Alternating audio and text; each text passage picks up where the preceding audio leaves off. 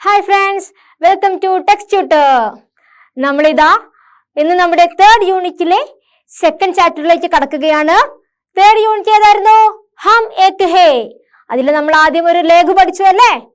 ഇനി ലേഖിന് ശേഷം അടുത്തതായിട്ട് വരുന്നത് ഒരു കവിതയാണ്. എന്താ നമ്മുടെ കവിതയുടെ പേര്? ജൻ ജൻ കാ ചെഹ്റ ഏക്. എന്താണ്? ജൻ ജൻ കാ ചെഹ്റ ഏക്. ഇതൊരു കവിതയാണ്. ഇവിടെ നമുക്കിതാ ഒരുപാട് പല പ്രായത്തിലുള്ള കുട്ടികളുടെ പിക്ചർ തന്നിട്ടുണ്ട് അല്ലെ? ഏതൊക്കെയാണ്? പലതരത്തിലുള്ള ആളുകളുണ്ട്. ചെഹ്റ, ചെഹ്റ എന്ന വേർഡ് എന്താ അറിയാ നിങ്ങൾക്ക്? ചെഹ്റ എന്ന് പറഞ്ഞാൽ മുഖം എന്നാണ്. ജൻ ജൻ കാ ചെഹ്റ ഏക്. ജനങ്ങളുടെ മുഖം എന്താണ്? ഏക്, ഒന്നാണ്. ഇവിടെ കണ്ടോ, ഒരുപാട് ആളുകൾ തന്നിട്ടുണ്ട്. ആ ആളുകളുടെ മുഖം ഒന്നാണോ? നമുക്ക് നോക്കാം എങ്ങനെയാണ് നമ്മുടെ കവിത സ്റ്റാർട്ട് ചെയ്യുന്നതെന്ന്. ഈ കവിത ആരാ എഴുതിയിരിക്കുന്നത്? മുക്തിബോധ്. ഹിന്ദിയിലെ പ്രശസ്തനായ കവിയായ ഗജാനൻ മാധവ് മുക്തിബോധ് എഴുതിയ കവിതയാണ് ജൻ ജൻ കാ ചെഹ്റ ഏക്. നമുക്ക് സ്റ്റാർട്ട് ചെയ്താലോ? എല്ലാവരും റെഡിയല്ലേ? കവിത ജൻ ജൻ കാ ചെഹ്റ ഏക് എഴുതിയിരിക്കുന്ന റൈറ്ററാണ് മുക്തിബോധ്. നമുക്ക് സ്റ്റാർട്ട് ചെയ്യാം. റെഡിയല്ലേ എല്ലാവരും? चाहे जिस देश प्रांतपुर का हो, जन जन का चेहरा एक. चाहे जिस देश प्रांतपुर का हो, जन जन का चेहरा एक. എന്താണ് ഇവിടെ തന്നിരിക്കുന്നത്? കവിതയുടെ ഒരു 2 ലൈൻസ് ആണ് നമ്മൾ ആദ്യം നോക്കുന്നത്. വിവിധ ഏതൊരു സ്ഥലത്തുള്ള, ഏതൊരു രാജ്യത്തിലുള്ളതോ, ഏതൊരു പ്രവിശ്യയിലുള്ളതോ, ഏതൊരു നഗരത്തിലുള്ളതോ ആയിട്ടുള്ള ആളുകളാവട്ടെ, ഈ ആളുകളുടെ എല്ലാവരുടെയും മുഖം എന്താണ്? ചെഹ്റ. ചെഹ്റ എന്ന് പറഞ്ഞു കഴിഞ്ഞാൽ ഫേസ്. നമുക്ക് എല്ലാവർക്കും ഫേസ് ഉണ്ടല്ലേ? എല്ലാവരുടെയും മുഖം എന്താണ്? ഒന്നാണെന്ന കവി പറയുന്നത്. ഏതൊരു രാജ്യത്തിലെയോ, ഏതൊരു പ്രവിശ്യയിലെയോ, ഏതൊരു നഗരത്തിലെയോ, എവിടെ ജയിക്കുന്ന ആളുകളുമായിക്കോട്ടെ, ഇവരുടെ എല്ലാവരുടെയും മുഖം എന്താണ്? മുഖം ഒന്നു തന്നെയാണ്. ഓക്കെ, അപ്പൊ നമ്മൾ ഈ ഫസ്റ്റ് 2 ലൈൻസിനെ ബേസ് ചെയ്തിട്ട് നമുക്ക് ഒരു ക്വസ്റ്റ്യൻ വരുന്നുണ്ട് നമ്മുടെ ചാപ്റ്ററിൽ. ജൻ ജൻ സേ കവി കാ മത്ലബ് ക്യാ ഹോഗാ? ജൻ ജൻ, ജനങ്ങൾ എന്ന ഒരു വേർഡ് കൊണ്ട് എന്താണ് കവി ഇവിടെ മീൻ ചെയ്യുന്നത്? അതുകൊണ്ട് കവി എന്താണ് അർത്ഥമാക്കുന്നത്? എന്തായിരിക്കും? എന്താണ്? जन जन से कवि का मतलब है यह जनता दुनिया के समस्त देशों में संघर्ष कर रही है. विश्व के समस्त देश, प्रांत तथा नगर, सभी स्थान के जन जन या प्रत्येक व्यक्ति के चेहरे एक समान है. കവി ഈ ജനങ്ങൾ എന്ന വേർഡ് കൊണ്ട് മീൻ ചെയ്യുന്നത് നമ്മുടെ ഈ ലോകത്തിലുള്ള ലോകത്തിലുള്ള ആളുകളുടെയും അവരെന്താണ്? എല്ലാ ജനങ്ങളും എന്താണ്? എല്ലാവരും സുഖം അനുഭവിക്കുന്നവരാണോ? എല്ലാവർക്കും വ്യത്യസ്ത തരത്തിലുള്ള പ്രശ്നങ്ങളൊക്കെ നേരിടുന്ന ആളുകളല്ലേ? അപ്പൊ പലരും എന്താ? പലതരത്തിലുള്ള സംഘർഷങ്ങൾ നേരിടുന്നവരാണ്. ഈ സംഘർഷങ്ങൾ നേരിടുന്നവരുടെ എല്ലാ ജനങ്ങളുടെയും അവസ്ഥ എന്തായിരിക്കും? ഒന്നു തന്നെയാണ് അല്ലേ? ഏതൊരു തരത്തിലുള്ള ആളുകളാവട്ടെ, ഒരു സ്ത്രീയോ പുരുഷനോ കുട്ടിയോ ഏതായി കഴിഞ്ഞാലും അവരുടെ സംഘർഷങ്ങളെല്ലാം നേരിടുമ്പോൾ ഇവരെന്താണ്? ഒരുപോലെയാണ് അല്ലേ? അപ്പൊ അതാണ് ഇവിടെ പറയുന്നത്. ജൻ ജൻ സേ കവി കാ മത്ലബ് ഹേ യഹ് ജനത ദുനിയാ കെ സമസ്ത ദേശോ മേ സംഘർഷ് കർ രഹി ഹേ. ഇവരെന്താണ്? ഈ ലോകത്തിലുള്ള എല്ലാ പ്രശ്നങ്ങളോടും എന്താണ്? സംഘർഷം ചെയ്യുകയാണ്. विश्व के समस्त देश, प्रांत तथा नगर, सभी स्थान के जन जन के चेहरे एक समान है. നമ്മുടെ ലോകത്തിലുള്ള ഏതൊരു രാജ്യത്തിലെയും, ഏതൊരു പ്രവിശ്യയിലെയും, ഏതൊരു നഗരത്തിലെയും, എവിടെയോ ജീവിച്ചു കൊള്ളുന്ന ആളുകളാവട്ടെ, ഇവരുടെ മുഖം എന്ത് തന്നെയായിരിക്കും?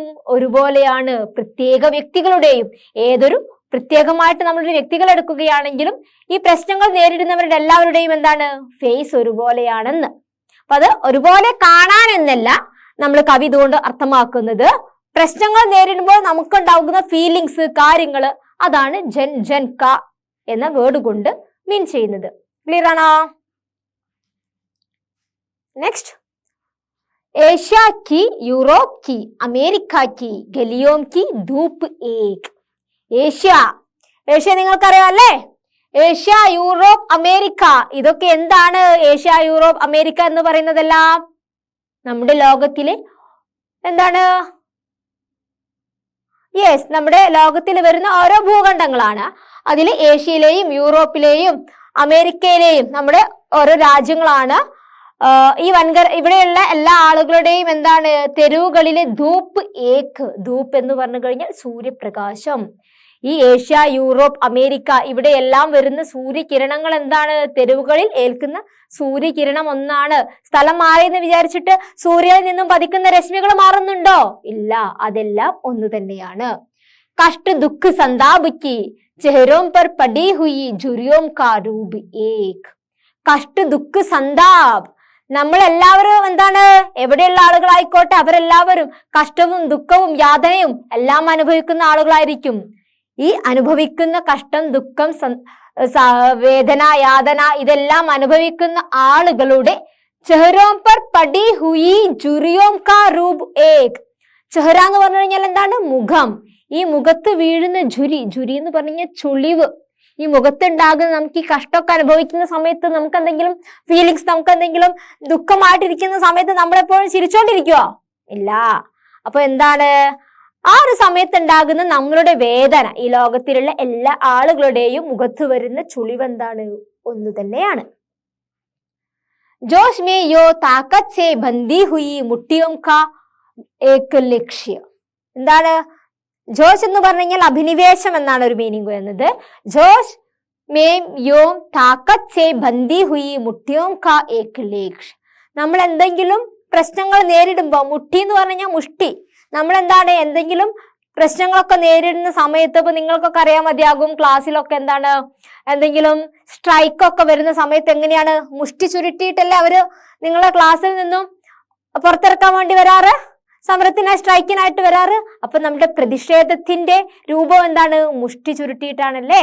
യെസ്. അപ്പം എല്ലാവരുടെയും ആ ഒരു പ്രതിഷേധത്തിനൊക്കെ നമ്മൾ പോരാടുന്ന ഒരു ശബ്ദം എങ്ങനെയാണ്? മുഷ്ടി ചുരുട്ടിയിട്ടാണ് മുന്നോട്ട് വരുന്നത്. ക്ലിയർ ആണോ? അപ്പൊ ഇവിടെ ചോദിക്കുന്നുണ്ട്, ചെഹരോം പർ പടി ജുരിയോം കാ രൂപ് കിസ്കി ഓർ സങ്കേത് കർത്താ ഹേ. ഈ മുഖത്തുണ്ടാകുന്ന ചുളിവ് ജുറിയോ അത് എന്തിനെയാണ് അർത്ഥമാക്കുന്നത്?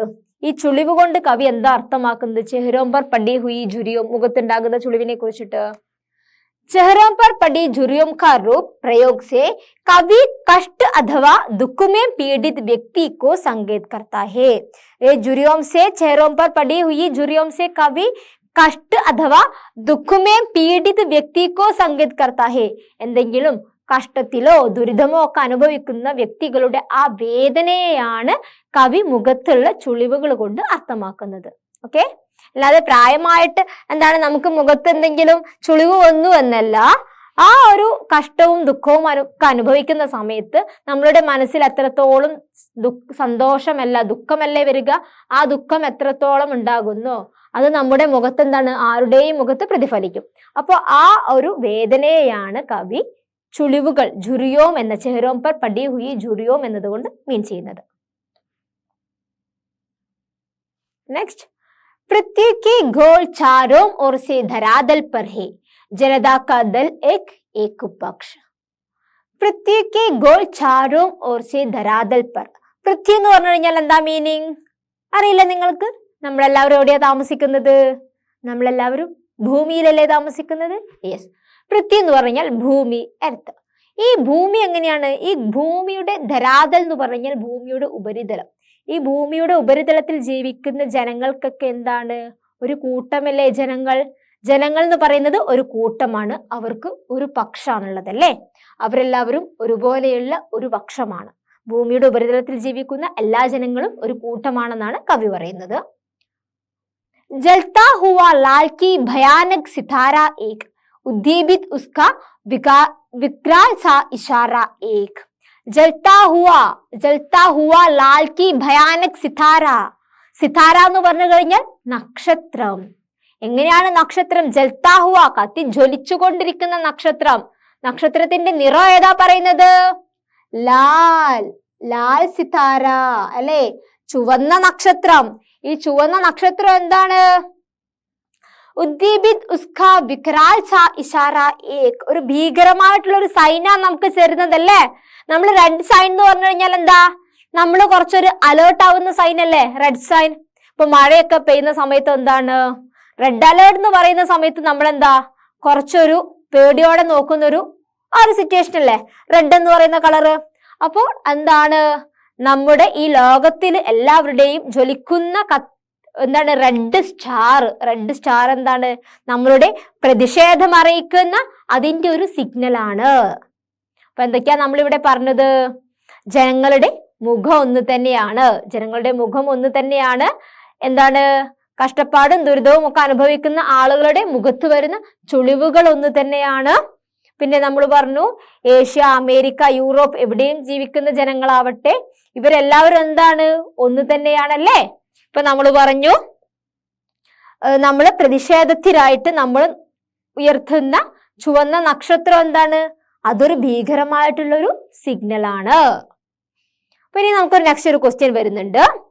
कवि ने ऐसा क्यों कहा होगा कि जन जन का चेहरा एक है? എന്തുകൊണ്ടാണ് കവി ജൻ ജൻ കാ ചെഹ്റ ഏക് ഹേ എന്ന് പറയുന്നത്? ജനങ്ങളുടെ എല്ലാവരുടെയും മുഖം ഒന്ന് തന്നെയാണ് എന്ന് കവി പറയാൻ എന്താ കാരണം? നമ്മളിപ്പോ നിങ്ങൾക്ക് എല്ലാവർക്കും ക്ലിയർ ആയിട്ടുണ്ടാകും. നമ്മളിപ്പോ ഈ ക്ലാസ് കവിത സ്റ്റാർട്ട് ചെയ്ത ടൈമിലേ നമ്മൾ പറഞ്ഞു അല്ലെ എന്തുകൊണ്ടാണ് ജനങ്ങളുടെ മുഖം ഒന്ന് തന്നെയെന്ന്. പ്രശ്നവും ദുരിതവും ഒക്കെ അനുഭവിക്കുന്ന ജനങ്ങളുടെ മുഖം എന്താണ്? ഒന്ന് തന്നെയാണ്. അപ്പൊ നമുക്ക് നോക്കാം എന്താ ആൻസർ എന്ന്. जन जन का चेहरा एक से कवि का तात्पर्य उन लोगों से है जो अलग अलग देशों में रहने के बावजूद भी एक साथ मिलकर शोषणकर्ताओं के विरुद्ध आवाज उठाता है. എന്താണ് നമ്മുടെ ഈ കവിത മൊത്തത്തിൽ എന്താണ്? ഒരു വിപ്ലവകരമായിട്ടുള്ള ഒരു കവിതയാണ് അല്ലേ? അപ്പോൾ എന്താ പറയുന്നത് കവി? ഈ ജൻ ജൻ കാ ചെഹ്റ ഏക് ഹേ എന്നതുകൊണ്ട് അർത്ഥമാക്കുന്നത് നമ്മുടെ ഈ ആളുകള് ഏതൊരു ദേശത്തിൽ ജീവിക്കുന്ന വ്യത്യസ്ത തരത്തിലുള്ള ആളുകളാണ്. ആ ആളുകളൊക്കെ എന്താണ്? ശോഷൺ കർത്താവും കെ വിരുദ്ധ നമ്മളെ ചൂഷണം ചെയ്യുന്നവർക്കെതിരെ, ജനങ്ങളെ അടിച്ചമർത്തുന്നവർക്കെതിരെ അവരെന്താണ്? ഒരേ സ്വരത്തിലാണ് ശബ്ദമുയർത്തുന്നത്. നമ്മളെ ഏതൊരു പ്രശ്നങ്ങൾക്കെതിരെയും പോരാടുന്നവർ എന്താണ്? ഉയർന്ന മേലുദ്യോഗസ്ഥരായിക്കോട്ടെ എന്തെങ്കിലും ഒരു ഹൈ പോസ്റ്റിലുള്ളവർ എന്താണ്? എപ്പോഴും അടിച്ചമർത്തുകയാ ചെയ്യുക. അത് സാധാരണക്കാരെയാണ് മിക്കവാറും അതിനിരയാകുക. അപ്പൊ ഇങ്ങനെയുള്ള ചൂഷണത്തിനിരയാകുന്ന ജനങ്ങളുടെ എല്ലാവരുടെയും ശബ്ദം എന്താണ്? ഒന്നാണ്. അവരെന്താണ്? നമ്മളെ ചൂഷണം ചെയ്യുന്ന വ്യക്തികൾക്കെതിരെ എന്താണ്? ഒരേ സ്വരത്തിലാണ് മുഷ്ടി ഉയർത്തി നമ്മൾ പ്രതിഷേധിക്കുക.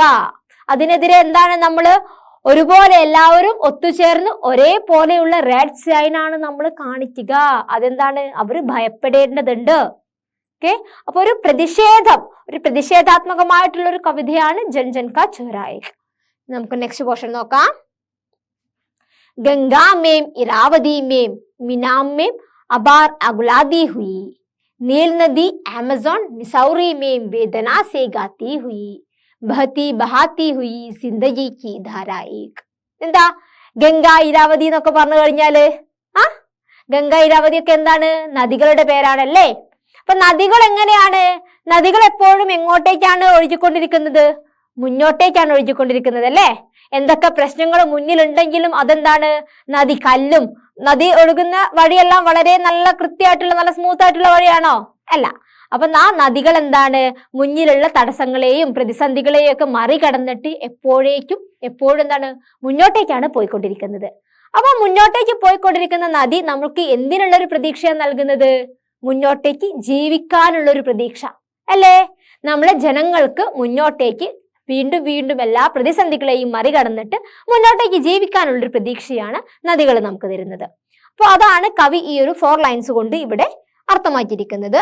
നമ്മുടെ മുന്നിലുള്ള എല്ലാ അകുലാതി, എല്ലാ വേദനകളെയും എല്ലാം നമ്മൾ എന്താണ് തരണം ചെയ്തിട്ട് നീൽ നദി, ആമസോൺ, മിസോറി, നൈൽ നദി, ആമസോൺ, നീൽ നദി എന്ന് പറയുന്നത് നൈൽ നദിയാണ്. ആ നദികളെയൊക്കെ പോലെ എന്താണ് അവരെന്താണ് ആ വേദനകളിലും പാടിക്കൊണ്ട് മുന്നോട്ടേക്ക് ബഹത്തി ബഹാത്തി ഹുയി ജിന്ദഗി കി ധാര ഏക്, ജീവിതത്തിന്റെ ആ മുന്നോട്ടേക്കുള്ള ഒരു ധാര, എല്ലാ നദികളും ജീവിക്കാൻ ഒരു പ്രേരണയായിട്ട് ഒന്നുപോലെയാണ് ഒഴുകുന്നത്. അപ്പൊ നമുക്ക് എന്താണ്? എന്തൊക്കെ പ്രശ്നങ്ങൾ മുന്നിലുണ്ടെങ്കിലും നമ്മൾ അതിനെയെല്ലാം അതിജീവിക്കണം. എപ്പോഴും പ്രതിഷേധിക്കുന്നവരുടെയും നമ്മൾ ഈ പ്രശ്നങ്ങളിൽ ഏർപ്പെടുന്നവരുടെയും മുഖം ഒന്നു തന്നെയാണ്. അവരുടെ വ്യത്യസ്ത തരത്തിലുള്ള പ്രശ്നങ്ങളായിരിക്കും നേരിടുന്നുണ്ടാകുക. പക്ഷെ അവരെപ്പോഴും എന്താണ്? ഒന്നാണ്. അവരുടെ വേദനയും കഷ്ടപ്പാടും സങ്കടവും ദുരിതവും എല്ലാം എന്താണ്? ഒന്ന് തന്നെയാണ്. അപ്പൊ അങ്ങനെ ആ ദുരിതങ്ങളൊക്കെ അനുഭവിക്കുന്ന സമയത്ത് നമ്മൾ അയ്യോ എനിക്ക് കഷ്ടപ്പാടാണ് ദുരിതാണെന്ന് വിചാരിച്ച് നമ്മൾ എന്താണ്? മിണ്ടാതിരിക്കുകയാണോ വേണ്ടത്? അല്ല. അതിനെതിരെ നമ്മൾ എന്ത് ചെയ്യണം? ആവാസ് ഉഠാന ചാഹത്തെ ഹേ, നമ്മൾ എന്താണ്? ശബ്ദം ഉയർത്തേണ്ടതുണ്ട് അല്ലെ? ആ ശബ്ദം ഉയർത്തി നമ്മൾ എന്താണ്? നദികൾ ഒഴുകുന്ന പോലെ എപ്പോഴും മുന്നോട്ടേക്ക്, ജിന്ദഗിക്ക് ധാര ഏക്ക് എന്ന് പറയുന്ന പോലെ ജീവിതത്തിന്റെ ആ ഒരു പ്രതീക്ഷയിൽ എന്താണ്? നമ്മളെല്ലാവരും ഒരുപോലെ മുന്നോട്ട് പോകണം. ക്ലിയർ ആണോ? അപ്പൊ ഇവിടെ നമുക്കൊരു ക്വസ്റ്റ്യൻ വരുന്നത് എന്താ? ജൻജീവൻ സേ നദി കാ ക്യാ സംബന്ധ് ഹേ? ജനജീവിതവുമായിട്ട് നദിക്ക് എന്ത് റിലേഷൻ ആണ് വരുന്നത്? എന്ത് റിലേഷൻ ആണ് വരുന്നത്? जनजीवन से नदी का संबंध के बारे में कवि कहते हैं ഗംഗ, ഇരാവതി, നീൽ, ആമസോൺ നദിയോം കി ആമസോൺ എന്നായിട്ടുള്ളത്. സോറി, ഇവിടെ ഒരു മിസ്റ്റേക്ക് വരുന്നുണ്ട്. ഇത് വരുന്നില്ല. ആമസോൺ ഇങ്ങനെയാണ്. ആമസോൺ നദിയോം കി ധാര മാനവ് മൻ കി വേദന കോ പ്രകട് കർത്തി ഹേ. ഈ ഇരാവതി, നൈൽ, ആമസോൺ നദി അതിന്റെ ഒക്കെ ആ ഒരു ഒഴുക്ക് എന്താണ്? അതിന്റെയൊക്കെ ആ ധാര മാനവ് മൻ കി വേദനാക്കോ പ്രകട കർത്തി ഹേ, മനുഷ്യ മനസ്സിന്റെ വേദനയെയാണ് പ്രകടമാക്കുന്നത്. ജോ അപ്നെ മാനവീയ അധികാരം കെ ലിയെ സംഘർഷ് കർത്തെ ഹേ. അതെന്താണ്? മാനവീയ അധികാരം കെ ലിയെ, നമ്മുടെ ആ മനുഷ്യന്റെ അധികാരങ്ങൾക്ക് വേണ്ടിയിട്ട് എന്താണ്? സംഘർഷം ചെയ്തുകൊണ്ട് മുന്നോട്ട് പോവുകയാണ്. ജീവൻ കി പ്രത്യാശ ദേത്തി ഹേ അല്ലെ? ജീവിതത്തിനൊരു പ്രത്യാശ നൽകുകയാണ്. ഓക്കെ, അപ്പൊ നിങ്ങൾക്ക് എന്താണ്? ജൻ ജൻ കാ ചെഹ്റ ഏക് എന്ന മുക്തിബോധിന്റെ കവിത ക്ലിയർ ആണോ? ക്ലിയർ ആണോ? ഒരു പ്രതിഷേധാത്മകമായിട്ട് ജനജീവിതങ്ങൾക്ക് നേരെ ജനങ്ങൾ നേരിടുന്ന ആ ഒരു ദുസ്സഹമായ ജീവിതത്തിനെതിരെ ജനങ്ങൾ പോരാടുന്നതിനെ കുറിച്ചിട്ടും ഈ പോരാടുന്ന എല്ലാ വർഗങ്ങളുടെയും മുഖം എന്താണ്? ഒന്ന് തന്നെയാണെന്നും ആ ഒരു പ്രശ്നങ്ങളെ പറ്റി പറയുന്ന ഒരു കുഞ്ഞു കവിതയാണിത്. അപ്പോൾ ആരാ നമ്മുടെ ഈ കവിത എഴുതിയിരിക്കുന്നത്? जन जन का चेहरा एक का लेखक कौन है या कवि कौन है? മുക്തിബോധ്. ക്ലിയർ ആണോ? അപ്പൊ നിങ്ങൾക്ക് ഇത് കുഞ്ഞു കവിത ആയതുകൊണ്ട് ഇനി കൂടുതൽ എക്സ്പ്ലനേഷൻ വേണമെന്ന് തോന്നുന്നില്ല. നിങ്ങൾക്ക് ക്ലിയർ ആയിരിക്കാം. അപ്പൊ ഇനി നമുക്ക് എന്ത് ചെയ്യാം? ഇതിന്റെ ആക്ടിവിറ്റീസ് നോക്കാം. റെഡി അല്ലേ എല്ലാവരും? കണ്ടോ, നമ്മുടെ ആ ഒരു നദിയൊക്കെ ഒഴുകുന്ന നല്ലൊരു ഭംഗിയുള്ള ഒരു ചിത്രമൊക്കെ ഉണ്ടല്ലേ നമ്മുടെ ഈ ബുക്കില്. ഇനി നെക്സ്റ്റ് വരുന്നതാണ് ആക്ടിവിറ്റീസ് ആണ്. സംബന്ധ് പഹ്ചാനെ ഓർ ജോഡ് കർ ലിഖേ. ഇതിന്റെ ഒരു റിലേഷൻ തിരിച്ചറിഞ്ഞിട്ട് മാച്ച് ചെയ്യാൻ ഈസിയാണ്. എന്താ തന്നത്? ഫസ്റ്റ് സൈഡ് എന്താണ്? നദി കാ നാം, റിവേഴ്സിന്റെ നെയിം തന്നിട്ടുണ്ട്. നെക്സ്റ്റ് മുഖ്യക്ഷേത്ര, അതിന്റെ ആ ഒരു മേഖല, അതിന്റെ ഒരു മെയിൻ ആയിട്ട് ഈ നദികൾ ഏത് മേഖലയിലാണ് വരുന്നതെന്ന്. അപ്പൊ ഏതൊക്കെയാ നമ്മുടെ റിവേഴ്സ് തന്നിരിക്കുന്നത്? Ganga, Nile, Irrawaddy, Amazon. ഏതാണ് ഗംഗ? നിങ്ങൾക്ക് എല്ലാവർക്കും അറിയാം അല്ലേ? എവിടെയാണ് ഗംഗാ നദി ഒഴുകുന്നത്? നമ്മളെവിടെയാ താമസിക്കുന്നത്? ഇന്ത്യയിൽ. അപ്പൊ ഇന്ത്യയിൽ ഒഴുകുന്ന നദിയാണ് ഏത്? ഗംഗ. അപ്പൊ ഗംഗാ നദി എവിടെയാണ്? ഭാരത്. ഗംഗ, ഭാരത്. ഓക്കെ, പിന്നെ ഇതിൽ നിങ്ങൾക്ക് ഏതാ വേറെ ഏതാ അറിയുന്നത്? നീൽ അറിയോ? ഇരാവതി അറിയോ? ആമസോൺ അറിയോ? ഏതെങ്കിലും അറിയുന്നതുണ്ടോ? നെക്സ്റ്റ് വരുന്നത് നൈൽ നദി. നീൽ നദി എന്ന് പറഞ്ഞത് നൈൽ. നൈൽ എവിടെയോ ഏതിലൂടെ ഒഴുകുന്നത്? നൈല് പ്രധാനമായിട്ട് ഒഴുകുന്നത് ഈജിപ്തിലൂടെയാണ്. ഈജിപ്തിലല്ലാതെ 11 രാജ്യങ്ങളിലൂടെയായിട്ട് ഒരുപാട് സ്ഥലങ്ങളിലൂടെ ഒഴുകുന്ന ഒരു നദിയാണ് നൈൽ നദി. അപ്പോൾ നീൽ എന്താണ്? മിശ്രാണല്ലേ, ഒരുപാട് സ്ഥലങ്ങളിലൂടെ ഒഴുകുന്നുണ്ട്. നെക്സ്റ്റ് വരുന്നത് ഇരാവതി. ഇരാവതി നദി പ്രധാനമായിട്ടും ഒഴുകുന്ന ഒരു മേഖലയാണ് മ്യാൻമാർ. മ്യാൻമാറിലൂടെയാണ് ഇരാവതി നദി ഒഴുകുന്നത്. നെക്സ്റ്റ് ലാസ്റ്റ് വരുന്നത് ആമസോൺ. ആമസോൺ ഒഴുകുന്നത് ഇതിലെയാണ്? ദക്ഷിണ അമേരിക്കയിലൂടെയാണ് ആമസോൺ നദി ഒഴുകുന്നത്. ഓക്കെ, അപ്പൊ വളരെ ഈസിയാണ്.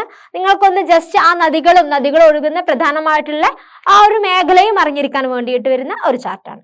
ക്ലിയർ അല്ലേ? ഈ നെക്സ്റ്റ് വരുന്നത് സഹി മിലാൻ കരയും. എന്താ നമ്മൾ ചെയ്ത പോലെ തന്നെ മാച്ച് ദ ഫോളോയിങ് തന്നെ അല്ലേ? അപ്പം കവിതയിലുള്ള കുറച്ചൊരു ലൈൻസ് തന്നിട്ടുണ്ട്. അതിന്റെ എന്താണ് മീനിങ് എന്നുമാണ് ഇവിടെയുള്ള നെക്സ്റ്റ് ബോക്സിൽ തന്നിരിക്കുന്നത്.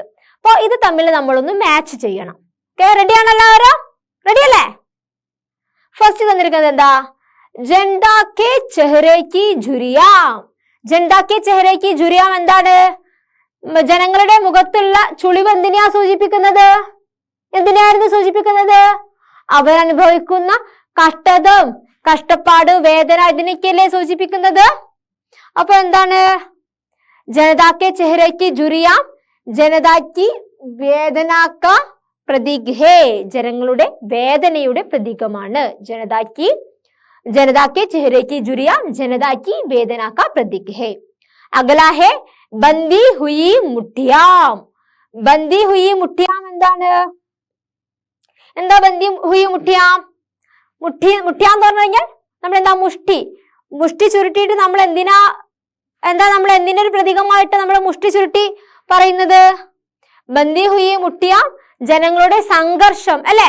നമ്മൾ എന്തെങ്കിലും സംഘർഷത്തിനൊക്കെ പോകുമ്പോൾ നമ്മളുടെ ഒരു പ്രതിഷേധം അതല്ലേ നമ്മൾ അതുവഴി കാണിക്കുന്നത് മുഷ്ടി ചുരുട്ടിയിട്ട്. അപ്പോൾ ബന്ദി ഹുയി മുഠിയാം जनता का संघर्ष का प्रतीक है, जनता का संघर्ष का प्रतीक है बंधी हुई मुठिया। नेक्स्ट है जलता हुआ सितारा, കത്തി ജ്വലിക്കുന്ന നക്ഷത്രം. കത്തി ജ്വലിക്കുന്ന നക്ഷത്രം എന്തിന്റെ പ്രതീകമാണ്? ജനത്തിന്റെ ആ എതിർപ്പ്, നമ്മുടെ ആ ചൂഷണം ചെയ്യുന്ന ആളുകൾക്കെതിരെയുള്ള ആ എതിർപ്പിനെ പ്രകടമാക്കുന്ന जनता का विरोध का प्रतीक है जलता हुआ सितारा। जलता हुआ सितारा जनता का विरोध का प्रतीक है। सितारा का रंग क्या है? എന്താണ് ആ ഒരു സ്റ്റാറിന്റെ കളർ നമ്മൾ കവിതയിൽ പറയുന്നത്? सितारा का रंग लाल है, जलता हुआ लाल सितारा जनता का विरोध का प्रतीक है। ക്ലിയർ ആണോ? നമുക്ക് ലാസ്റ്റ് വരുന്നത് അബാർ അഗുലാദി ജിന്ദഗി കി ധാര. നമ്മുടെ ആ ഒരു ജിന്ദഗി കി ധാര, ജീവിതത്തിന്റെ ആ ഒഴുകുന്ന ആ ഒരു ധാര നമ്മുടെ ആ നദികളിൽ പറഞ്ഞു. അഗുലാദി ഹുയി ജിന്ദഗി കി ധാര എന്തിന്റെ പ്രതീക്ഷമാണ്? എന്തിന്റെ പ്രതീകമാണ്? ജനതാക്കി പ്രതീക്ഷാക്കി പ്രതീക ഹേ, ജനങ്ങൾക്ക് മുന്നോട്ടേക്ക് ജീവിക്കാനുള്ള ആ ഒരു പ്രതീക്ഷ, അതാണ്ട് ഒരു പ്രതീകമാണ് ജിന്ദഗി കി ധാര, ജീവിതത്തിന്റെ ധാര എന്നത്. ക്ലിയർ ആണോ? ഇതിപ്പോ ഒന്നുമില്ല, നമ്മുടെ ആ ഒരു കവിതയിൽ ജൻജൻ കാ ചോരായേക്ക് എന്ന കവിതയിൽ വരുന്ന ആ ഒരു ലൈൻസും അത് എന്തിനൊക്കെയാണ് റിലേറ്റ് ചെയ്യുന്നതെന്നുമാണ്. അപ്പൊ നിങ്ങൾക്ക് ഇതൊന്ന് നന്നായിട്ട് നോട്ട് ചെയ്ത് വെച്ച് കഴിഞ്ഞാൽ തന്നെ എന്ത് ചെയ്യാം? കവിതയിലെ കുറിച്ചിട്ട് ഏതൊരു ക്വസ്റ്റ്യൻസ് വരികയാണെങ്കിലും ഈ ഒരു ലൈൻസ്, ഈ ഒരു ബോക്സ് തന്നെ നിങ്ങൾക്ക് ജസ്റ്റ് ഒന്ന് പഠിച്ചു വെച്ച് കഴിഞ്ഞാൽ നന്നായിട്ട് മാർക്ക് സ്കോർ ചെയ്യാൻ പറ്റും. ജനതാക്കി ചേരയ്ക്ക് ജുരിയാം, ജനതാക്കി വേദനാക്കാ പ്രതീക് ഹേ, അങ്ങനെ എഴുതാം. പിന്നെ ബന്ദി ഹുയി മുഠിയാം ജനതാക്കാ സംഘർഷ കാ പ്രതീക് ഹേ, ജൽത്താ ഹുവാ സിതാര ജനതാക്കാ വിരോധ കാ പ്രതീക് ഹേ, അബാർ അഗുലാദി സിന്ദഗി കി ധാര ജനതാക്കി പ്രതീക്ഷ കാ പ്രതീക് ഹേ. ഇത്രയും ഒരു 4 പോയിന്റ്സ്, ഒരു 1 2 3 4 യെസ്, ഒരു 4 പോയിന്റ്സേ നിങ്ങൾക്ക് വരുന്നുള്ളൂ. ആ പോയിന്റ്സും അതിന്റെ എന്തിന്റെയാണ് സിമ്പിൾ ചെയ്യുന്നത്, അതുമായിട്ടുള്ള ഒരു സംബന്ധം എന്താണ്, അതൊന്ന് നിങ്ങൾക്ക് നോക്കി വെച്ച് കഴിഞ്ഞാൽ ഈ ഒരു ചാപ്റ്ററിനെ ബേസ് ചെയ്തിട്ട് ഏതൊരു ക്വസ്റ്റ്യൻ വന്നു കഴിഞ്ഞാലും നിങ്ങൾക്ക് എഴുതാൻ പറ്റും. അപ്പൊ നന്നായിട്ട് ഇതൊന്ന് നോട്ട് ചെയ്യാം. ഓക്കെ, നെക്സ്റ്റ് വരുന്നത് നിങ്ങളുടെ കവിതയിലുള്ള കുറച്ചൊരു ലൈൻസ് കണ്ടുപിടിക്കാൻ വേണ്ടിയിട്ടാണ്. സമാൻ ആശയവാലി പങ്ക്തിയാം ചുൻകർ ലിഖേ. അപ്പൊ അത് നിങ്ങൾക്ക് തരുന്ന ഒരു വർക്കാണ്. എന്താണ്? നമ്മുടെ കവിത ഇപ്പൊ നിങ്ങൾക്ക് എല്ലാവർക്കും ക്ലിയർ ആണ്, ക്ലിയർ അല്ലേ? അപ്പൊ അതിൽ വരുന്ന ആ ഒരു ലൈൻസ് കൃത്യമായിട്ട് ഇതിൽ തന്നിരിക്കുന്ന ആശയങ്ങൾക്ക് മാച്ച് ആയിട്ട് വരുന്ന ഒരു ലൈൻസ് കണ്ടുപിടിക്കാൻ. അപ്പൊ ഫസ്റ്റ് എന്താ? अन्याय के विरोध में आवाज उठाने वालों का लक्ष्य एक है। अन्याय के विरोध में आवाज उठाने वालों का लक्ष्य एक है। അന്യായത്തിനെതിരെ പ്രതികരിക്കുന്ന ആളുകളുടെ ആ ഒരു എന്താണ്, ഞാൻ ആൻസർ ഇപ്പം തന്നെ ഞാൻ പറഞ്ഞു പോയി നിങ്ങളുടെ അടുത്ത്. അതിനെതിരെ ശബ്ദം ഉയർത്തുന്നവരുടെ ലക്ഷ്യം ഒന്ന് തന്നെയാണ്. അപ്പൊ നമുക്ക് ഏതാ വരിക? അന്യായക്ക് വിരോധമേ ആവാസ് ഉഠാനേ വാലോം കാ ലക്ഷ്യം. എന്തിനെ നമ്മളാണ് ശബ്ദം ഉയർത്തുന്നതിനെതിരെ നമ്മൾ പറഞ്ഞത് എന്തായിരുന്നു? മുഠിയാം എന്ന് വരുന്നൊരു ലൈൻ ഇല്ലേ, മുഷ്ടി ചുരുട്ടി നമ്മൾ പ്രതിഷേധിക്കുന്നത്, അതാണ് അന്യായക്ക് വിരോധമേ ആവാസ് ഉഠാനേ വാലോം കാ ലക്ഷ്യ ഏക് ഹേ. നെക്സ്റ്റ് വരുന്നത് ശോഷിതോം കെ സപ്നേ കാ ജൽത്താ ലാൽ സിതാര ഏക് ഹേ. ഈ ചൂഷണം ചെയ്യുന്ന അവരുടെ സ്വപ്നത്തിലുള്ള കത്തിജ്വലിക്കുന്ന നക്ഷത്രം ഒന്ന് തന്നെയാണെന്ന്. അപ്പോൾ ഈ ലൈൻ നിങ്ങൾക്ക് ഈ ലാൽ സിതാര വന്നത് കൊണ്ട് തന്നെ എളുപ്പത്തിൽ കണ്ടുപിടിക്കാൻ പറ്റും. അപ്പോൾ എന്താണ്, ആ ഒരു ആശയം വരുന്ന ലൈനുകൾ നിങ്ങളൊന്ന് കറക്റ്റായിട്ട് എഴുതാം. അപ്പൊ ആൻസറിന്റെ ഹിൻസ് എല്ലാം പറഞ്ഞു തന്നിട്ടുണ്ട്. അപ്പൊ നിങ്ങൾ എന്താണ്, പെട്ടെന്ന് തന്നെ അത് എഴുതേണ്ടതാണ്. ക്ലിയർ ആണോ? നെക്സ്റ്റ് വരുന്നത് ഒരു സർക്കിൾ തന്നതായിരുന്നു, അതൊന്ന് കംപ്ലീറ്റ് ചെയ്യാൻ വേണ്ടിയിട്ട്. ഇസ്കി പൂർത്തി കരേം കവിത കാ ആശയ ലിഖേം. ഇത് നമ്മുടെ കവിതയിൽ വരുന്ന എല്ലാ കാര്യങ്ങളും ഈ ഒരു സർക്കിളിലായിട്ട് തന്നിട്ടുണ്ട്. അപ്പോൾ അതൊന്ന് കംപ്ലീറ്റ് ചെയ്തിട്ട് കവിതയുടെ ഒരു ആശയം എഴുതാൻ വേണ്ടിയിട്ടാണ് പറയുന്നത്. ഓക്കെ, കവിതയുടെ ആ ഒരു ആശയം കംപ്ലീറ്റ് ചെയ്യാൻ വേണ്ടിയിട്ട്. ഗംഗ ഇരാവതി ഫസ്റ്റ് ബോക്സിൽ വരുന്നത്, ഫസ്റ്റ് റൗണ്ടിൽ വരുന്നത് ഗംഗ ഇരാവതി മിനാം നീൽ നദി ആമസോൺ ഓർ മിസൗറി. അപ്പൊ ഇതെന്താണ്? നദികളല്ലേ, വ്യത്യസ്തമായിട്ടുള്ള നദികൾ. അപ്പോൾ നദികൾ എന്തിന്റെയൊക്കെയാണ് നദികളെ റെപ്രസെന്റ് ചെയ്യുന്നത്? എന്തൊക്കെയാണ് നദികളുമായിട്ട് റിലേഷൻ വരുന്നത്? എന്തൊക്കെ കാര്യങ്ങളാ? നമ്മൾ മുന്നേ ഒക്കെ ഇപ്പൊ നിങ്ങൾ 9th സ്റ്റാൻഡേർഡിലാണ് പഠിക്കുന്നത്, അപ്പൊ നിങ്ങൾ മുന്നേ തന്നെ പഠിച്ചിട്ടുണ്ടാകും, അല്ലെങ്കിൽ നിങ്ങൾ സോഷ്യൽ സയൻസിലൊക്കെ പഠിച്ചിട്ടുണ്ടാകും. നമ്മുടെ ഈ സംസ്കാരങ്ങൾ രൂപം കൊള്ളുന്നത് എവിടെ നിന്നാണ്? നമുക്ക് ഒരുപാട് നമ്മുടെ ഈ മനുഷ്യൻ ഉടലെടുത്ത കാലം മുതലേ സംസ്കാരം രൂപപ്പെട്ടിട്ടുണ്ട്. ആ സംസ്കാരം എവിടെയാണ് രൂപം കൊണ്ടത്? നദീതടത്തിലല്ലേ? നദികളുടെ ആ ഒരു സമീപത്തായിട്ടല്ലേ നമ്മുടെ വിവിധ സംസ്കാരങ്ങൾ രൂപം കൊണ്ടത്. അപ്പോ എന്താണ്? സാരി സംസ്കൃതിയാം, നമ്മുടെ ആ ഒരു കൾച്ചർ, അതൊക്കെ നമുക്ക് എവിടെയാ രൂപം കൊള്ളുന്നത്? നദിയുമായിട്ട് ബന്ധപ്പെട്ടിട്ടാണ്. നെക്സ്റ്റ് വരുന്നത് എന്താണ്? ബഹത്തെ ജീവൻ കി വേദനായിക്ക്. ബഹത്തെ ജീവൻ കി വേദനായിക്ക് എന്താണ്? നമ്മുടെ ആ ഒരു ജീവിതത്തിന്റെ വേദന എന്താണ്? ഒന്നാണെന്നല്ല, ആ ഒഴുകുന്ന നദിയിലൂടെ ഒഴുകുന്ന ആ ആളുകളുടെ വേദന അത് ഒന്ന് തന്നെയാണെന്ന്. നെക്സ്റ്റ് വരുന്നത് ജനതാക്കി പീഡ തഥാ സംഘർഷ്. ജനങ്ങളുടെ ആ ഒരു പീഡ സംഘർഷ് അതൊക്കെ തന്നെയാണ്, ഒന്ന് തന്നെയാണ്. എല്ലാ ജനങ്ങളുടെയും പീഡയും സംഘർഷവും ഒക്കെ എന്താണ്? ഒന്നല്ലേ? അതിനെ നമ്മുടെ നദി റെപ്രസെന്റ് ചെയ്യുന്നില്ലേ? അതിനെയൊക്കെ മുന്നോട്ടേക്ക് തരണം ചെയ്തുകൊണ്ടാണ് നദികൾ പോകുന്നത്. നെക്സ്റ്റ് വരുന്നത് ജൻ ജൻ കാ ചൊഹ്റ ഏക്. ജനങ്ങളുടെ മുഖം എന്താണ്? ഒന്ന് തന്നെയാണ്. അപ്പൊ അതിൽ വരുന്നത് എന്താണ്? ജൻ ജൻ കാ ചൊഹ്റ ഏക്കിനെ റിലേ ചെയ്തിട്ടാണ് നമ്മുടെ ഈ കാര്യങ്ങളൊക്കെ വരുന്നത്. നെക്സ്റ്റ് വരുന്നത് Asia Europe or America. Asia Europe or America എന്താണ്? എല്ലാ ഭൂഖണ്ഡങ്ങളെയുമാണ് പ്രതിനിധീകരിക്കുന്നത്. ഇവിടെ വരുന്ന സൂര്യകിരൺ സമാൻ ആണ്. ഇവിടെ വരുന്ന എന്താണ്? എല്ലാ ഭൂഖണ്ഡങ്ങളിലും പതിക്കുന്ന സൂര്യന്റെ പ്രകാശകിരണങ്ങൾ ഒന്ന് തന്നെയാണ്. കഷ്ട ദുഃഖ സന്താപ് ഏക്ക്. എവിടെ താമസിക്കുന്ന ആളുകളോ ആയിക്കോട്ടെ, ഇവരുടെയൊക്കെ കഷ്ടവും ദുഃഖവും സന്താപവും ഒക്കെ എന്താണ്? ഒന്ന് തന്നെയല്ലേ? ഏത് അമേരിക്കയിലുള്ള ആളുകൾക്ക് കഷ്ടം വരുമ്പോൾ വേറെ ഒന്ന്, യൂറോപ്പിൽ വരുന്ന ആളുകൾക്ക് കഷ്ടപ്പാട് വരുമ്പോൾ വേറെ ഒരു അവസ്ഥ, അങ്ങനെയാണോ? എല്ലാവരുടെയും കഷ്ടവും വേദനയും യാതനയും എല്ലാം എന്താണ്? ഒന്ന് തന്നെയാണ്. പിന്നെ വരുന്നത് പ്രത്യേക ഗോൾ ധരാതൽ. ആ ഒരു ഭൂമിയുടെ ഉപരിതലത്തിനെ പറ്റിയിട്ട്. എങ്ങനെയാ ഭൂമിയുടെ ഉപരിതലം? ആ ഭൂമിയുടെ ഉപരിതലത്തിൽ എന്താണ്? സമ്പൂർണ്ണ ധർത്തിയെ റെപ്രസെന്റ് ചെയ്യുന്നുണ്ട്. മുഴുവനായിട്ടുള്ള ഭൂമിയെയാണ് ഭൂമിയുടെ ഉപരിതലം കൊണ്ട് റെപ്രസെന്റ് ചെയ്യുന്നത്. സംസാരിക്ക് വിഭിന്നത. ഇവിടെയുള്ള ഈ ലോകത്തിലുള്ള ആളുകൾ എന്താണ്? എല്ലാവരും വ്യത്യസ്തരായിട്ടുള്ള ആളുകളാണ് അല്ലെ? ആ ഒരു ലോകത്തിന്റെ ആ ഒരു വിഭിന്നതയുണ്ട്. പക്ഷെ ഇവരുടെ മുഖം എന്താണ്? ജൻജൻ കാ ചോര ഏക് ഹേ. പിന്നെ ജനതാക്കി സമസ്യായും. ജനതകളുടെ സമസ്യകൾ, വ്യത്യസ്ത തരത്തിലുള്ള പ്രശ്നങ്ങളാണ് ഈ ജനങ്ങൾക്കുള്ളത്. പക്ഷേ എന്ന് തന്നെയാണെങ്കിലും എന്താണ്? ജൻ ജൻ കാ ചോര ഏക് ഹേ. ഇവരുടെയൊക്കെ വിവിധ പ്രശ്നങ്ങളെയൊക്കെ നേരിട്ടുന്ന ആളുകളുടെ ആ ഒരു മുഖം എന്താണ്? ഒന്ന് തന്നെയാണ്. അപ്പൊ ഇതൊക്കെ നിങ്ങൾക്ക് എന്താണ്? ഈ ഒരു കവിതയുടെ ആശയം എഴുതാനുള്ള ഹിൻസ് ആണ്. നമ്മൾ മുന്നേ ആ ഒരു മാച്ച് ദ ഫോളോയിങ്ങിലും പറഞ്ഞു കവിതയിലുള്ള ഓരോ ലൈൻസ് എന്തിന്റെ പ്രതീകമാണെന്ന്. അപ്പൊ ഇതൊക്കെ തന്നെ നോട്ട് ചെയ്ത് വെക്കുകയാണെങ്കിൽ നിങ്ങൾക്ക് നന്നായിട്ടുള്ള ഒരു കവിതയുടെ ആശയം എഴുതാൻ പറ്റും. അപ്പൊ നമ്മൾ കവിതയെ കുറിച്ചിട്ട് ഒരു ആശയമൊക്കെ എഴുതുന്ന സമയത്ത് നമ്മൾ എന്തൊരു കാര്യം മറക്കാൻ പാടില്ല? കവിക്ക നാം. കവിയുടെ നാം നമ്മൾ എഴുതണം, കവിയുടെ പേര് എഴുതണം. എന്തായിരുന്നു കവിയുടെ പേര്? മുക്തിബോധ്. മറക്കരുതേ. മുക്തിബോധിനെ പറ്റിയിട്ട് നമുക്ക് അറിയുന്ന കുറച്ച് കാര്യങ്ങൾ എഴുതുക. പിന്നെ നമ്മൾ എന്താണ്? ആ കവിത എന്തിനെ പറ്റിയിട്ടാണ് പറയുന്നത്? കവിതയുടെ എല്ലാ ആശയങ്ങളും നമ്മൾ പറഞ്ഞു. അതിൻ്റെ ഇടയിൽ വരുന്ന ക്വസ്റ്റ്യൻസ് നമ്മൾ ഡിസ്കസ് ചെയ്തിട്ടുണ്ട്. അപ്പം അതെല്ലാം കൂടെ കണക്ട് ചെയ്തിട്ട് വേണം നിങ്ങൾ എക്സാമിനൊക്കെ വരുന്ന സമയത്ത് ഈ കവിതയുടെ ആശയം എഴുതാൻ വേണ്ടിയിട്ട്. അപ്പൊ അതെല്ലാം നിങ്ങൾ എന്ത് ചെയ്യണം? നോട്ട് ചെയ്ത് വെക്കണം. റെഡിയല്ലേ മക്കളെ? എല്ലാവരും ചെയ്യില്ലേ? എല്ലാവരും ചെയ്യണേ. അപ്പൊ നമുക്ക് ഇതോടുകൂടി നമ്മൾ എന്താണ്? നമ്മുടെ ജൻ ജൻ കാ ചോര ഏക് എന്ന ആ ഒരു ചാപ്റ്റർ നമ്മളിവിടെ കഴിയാണ്, നമ്മൾ വൈൻഡ് അപ്പ് ചെയ്യാണ്. ഇനി നമ്മൾ എന്താ നോക്കുന്നത്? കവിയെ കുറിച്ച് എഴുതണം എന്നുള്ള കാര്യം പറഞ്ഞു. കവിതയുടെ ആശയം എഴുതുമ്പോൾ നമ്മൾ ആദ്യം ആരെ കുറിച്ചിട്ട് എഴുതണം? കവിയെ കുറിച്ചിട്ട് എഴുതണം. അപ്പൊ കവിയെ കുറിച്ചിട്ടുള്ള കാര്യം നമുക്കൊന്ന് നോക്കാം. അപ്പൊ നമ്മുടെ കവിയുടെ പേരെന്തായിരുന്നു? മുക്തിബോധ്. മുക്തിബോധ് ജനിച്ചത് എന്നാണ്? 13 നവംബർ 1917 ആണ് മുക്തിബോധിന്റെ ജന്മം. മരണം എന്നാണ്? 11 സിതംബർ. സിതംബർ എന്ന് പറഞ്ഞു കഴിഞ്ഞാൽ ശ്രദ്ധിക്കണം, സിതംബർ എന്ന് പറയുന്ന സമയത്ത് സെപ്റ്റംബർ ആണ്, ഡിസംബർ എന്ന് പറഞ്ഞു കഴിഞ്ഞാലാണ് ഡിസംബർ. ഓക്കെ, 1964 അദ്ദേഹത്തിന്റെ മരണം. गजानन माधव मुक्तिबोध हिंदी साहित्य की प्रगतिशील काव्यधारा के प्रतिनिधि कवि है. അപ്പൊ ഗജാനൻ മാധവ് മുക്തിബോധിനെ പറ്റി എഴുതുന്ന സമയത്ത് നമ്മൾ എല്ലാവരും നോട്ട് ചെയ്യേണ്ട ഒരു കാര്യമാണ്, അദ്ദേഹം ഏത് കാവ്യധാരയിൽ വരുന്ന കവിയാണ്?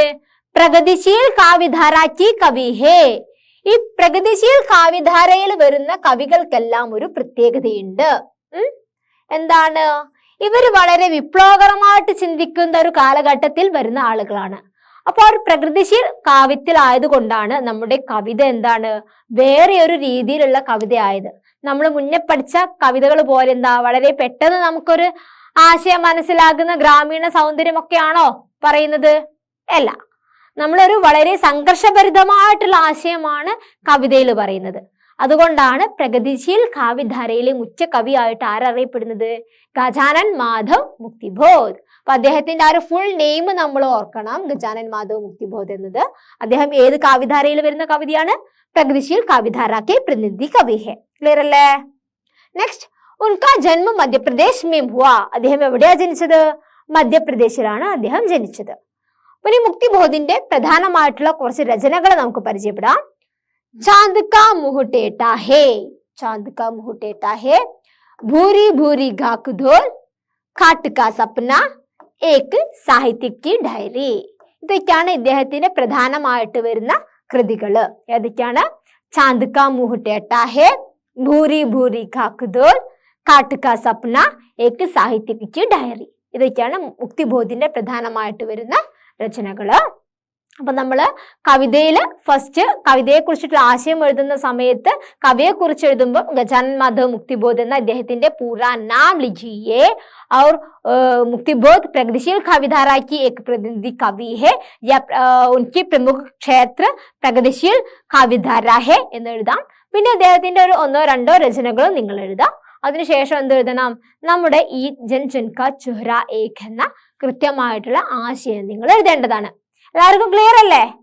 നമ്മുടെ കവിത വളരെ ഈസിയാണ്. ആശയം കുറച്ചെന്താണ് ഡയറക്റ്റ് ആയിട്ട് നമുക്ക് മനസ്സിലാവില്ലെങ്കിലും നമ്മളൊന്ന് ചിന്തിച്ചു കഴിഞ്ഞാൽ നിങ്ങൾക്ക് എല്ലാവർക്കും കിട്ടും.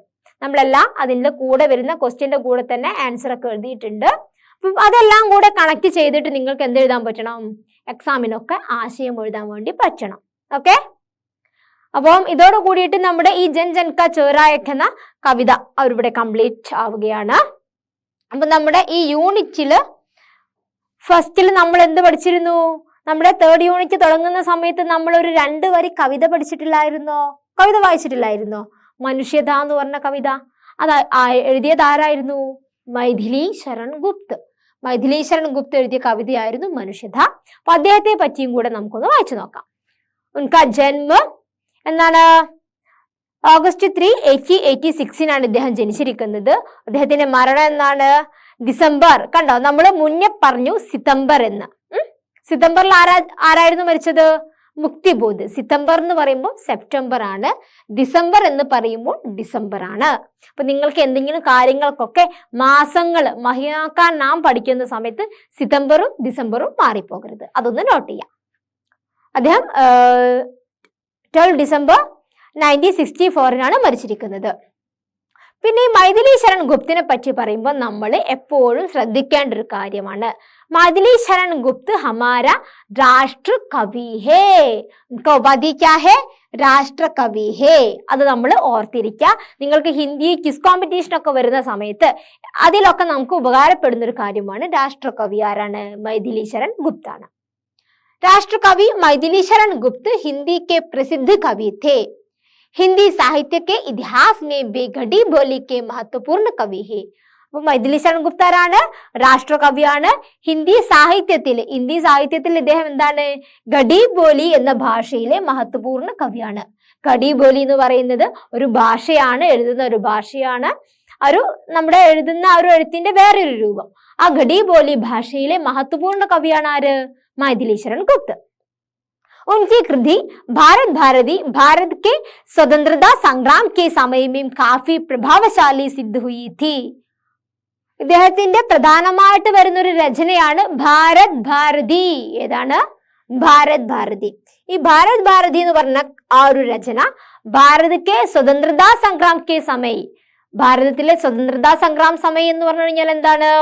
ആ ഒരു സ്വാതന്ത്ര്യ സമര കാലഘട്ടത്തില്, ആ ഒരു കാലഘട്ടത്തിൽ കാഫി പ്രഭാവശാലി സിദ്ധ ഹുയി ഥി, എന്താണ്, വളരെ ജനങ്ങളുടെ ഇടയിലൊക്കെ ഒരുപാട് സ്വാധീനം ചെലുത്തിയിട്ടുള്ള ഒരു കൃതിയായിരുന്നു ഭാരത് ഭാരതി. ഭാരത് ഭാരതി ക ലേഖക് कौन है? मैथिली शरण गुप्त. और इसी कारण से महात्मा गांधी ने उन्हें राष्ट्र कवि का पद दिया था. അപ്പൊ അതുകൊണ്ട് തന്നെ ഈ സ്വാതന്ത്ര്യ സമര കാലഘട്ടത്തിൽ ഒരുപാട് പ്രഭാവം ചെലുത്തിയിട്ടുള്ള ഒരു കൃതി ആയത് കാരണം തന്നെ മഹാത്മാഗാന്ധി കോൺ ഹേ? ഹമാരാ രാഷ്ട്രപിതാ ഹേ. യെസ്, നമ്മുടെ രാഷ്ട്രപിതാവായിട്ടുള്ള മഹാത്മാഗാന്ധി മൈഥിലി ശരൺ ഗുപ്തിന് രാഷ്ട്രകവി എന്ന ഉപാധി നൽകി. അപ്പൊ രാഷ്ട്രകവി എന്നുള്ള ഉപാധി മൈഥിലി ശരൺ ഗുപ്തിന് നൽകിയതാരാണ്? മഹാത്മാഗാന്ധി. ഓക്കെ, ഇതൊക്കെ നിങ്ങൾക്ക് ഈ ഒരു ജസ്റ്റ് വെറുതെ വായിച്ചു പോകുന്ന കാര്യമായിട്ട് കണക്കാക്കരുത്. നിങ്ങൾക്ക് എന്താണ് മുന്നോട്ടേക്ക് നിങ്ങൾക്ക് എന്താണ് ഒരു ഏതൊരു കാര്യത്തിലും നിങ്ങൾക്ക് ഉപയോഗപ്പെടുന്ന കുറച്ച് കാര്യങ്ങളാണ് ഇത്. അപ്പൊ അതൊക്കെ ഒന്ന് നിങ്ങൾ ജസ്റ്റ് നോട്ട് ചെയ്യുക. നിങ്ങൾ പഠിക്കുന്നതിന്റെ കൂടെ തന്നെ ഈ കാര്യങ്ങൾ നോട്ട് ചെയ്യാം. सन 1954 में भारत सरकार ने उन्हें पद्म भूषण से सम्मानित किया. 1954 ഭാരത് സർക്കാർ എന്താണ് പത്മഭൂഷൺ നൽകി നമ്മുടെ മൈഥിലി ശരൺ ഗുപ്തിനെ ആദരിച്ചിട്ടുണ്ട്. ഓക്കെ, അപ്പൊ നമ്മൾ ഇപ്പൊ ഈ ഒരു യൂണിറ്റിൽ എന്തൊക്കെയായിരുന്നു പഠിച്ചിരുന്നത്? നമ്മൾ 3rd യൂണിറ്റില് ഹം ഏക് ഹേം എന്ന യൂണിറ്റിൽ പഠിച്ച കാര്യങ്ങൾ ഓർക്കുന്നുണ്ടോ നിങ്ങൾ? ഫസ്റ്റ് നമ്മൾ ഒരു ലേഖായിരുന്നു പഠിച്ചിരുന്നത്. ആരെ? ഗാന്ധിജിയുടെ അല്ലേ? ഗാന്ധിജിയെ പറ്റിയിട്ടുള്ള ഒരു ലേഖ പഠിച്ചു. പിന്നെ നമ്മൾ ജൻ കാ ചെഹ്റാ ഏക് എന്ന ഒരു കവിതയുമാണ് 3rd യൂണിറ്റിൽ വരുന്നത്. അപ്പൊ നിങ്ങൾ എന്താണ് ഇതൊക്കെ നന്നായിട്ട് ഒന്ന് പഠിക്കുക. ജൻ കാ ചെഹ്റാ ഏക് എന്ന കവിതയുടെ ആശയങ്ങളൊക്കെ അതിന്റെ ആ ഒരു പോയിന്റ്സ് ഒക്കെ കൃത്യമായിട്ടൊന്ന് മനസ്സിലാക്കുക. കൃത്യമായി മനസ്സിലാക്കി കവിയെ കുറിച്ചിട്ടും ആശയങ്ങളും ഒക്കെ ഉൾക്കൊള്ളിച്ചിട്ട് എന്താണ് നിങ്ങൾ നല്ല ഒരു കുറിപ്പായിരിക്കണം എഴുതിയുണ്ടാക്കേണ്ടത്. ഓക്കെ, അപ്പൊ അതിന്റെ ക്വസ്റ്റ്യൻ ആൻസർ ഒക്കെ നന്നായിട്ട് നോക്കുക. കവിത നിങ്ങൾ നന്നായിട്ടൊന്ന് വായിച്ചു നോക്കുക. എല്ലാവർക്കും കവിത ക്ലിയർ അല്ലേ? ഓക്കെ, അപ്പൊ നമ്മുടെ ഈ ഒരു 3rd യൂണിറ്റ് നമ്മളിവിടെ കംപ്ലീറ്റ് ചെയ്തിട്ടുണ്ട്.